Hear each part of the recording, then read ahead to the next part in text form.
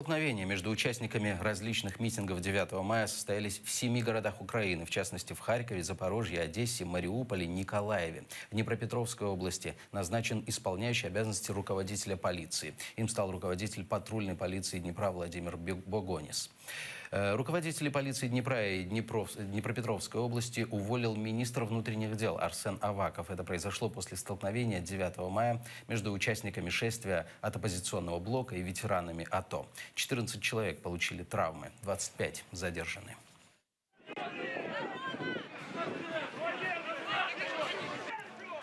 На этих кадрах полиция оттесняет ветеранов АТО от колонны оппозиционного блока. Те шли к монументу славы. Как сообщает на своей странице в Facebook очевидец Вячеслав Поездник, ветераны АТО хотели попросить участников события убрать партийные флаги, но полиция не дала им это сделать. Началась драка.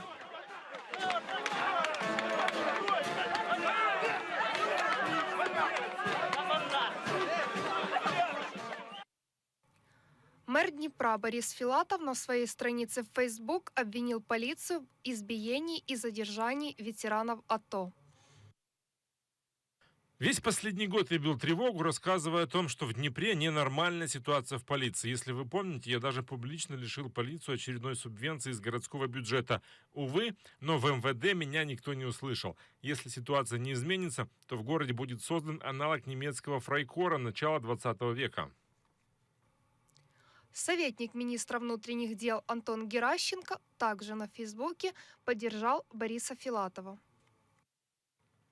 Сотрудники полиции не отреагировали на нарушение общественного порядка со стороны лиц спортивного телосложения, натянувших на себя оранжевые квадраты в качестве знаков распознавания членов стаи.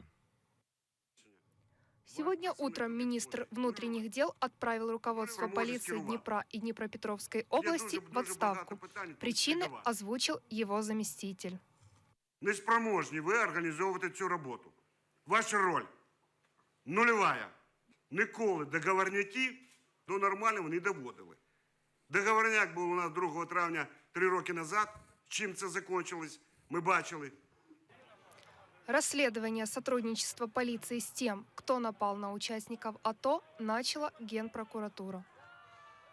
Яна Лукашова, Заман, АТР.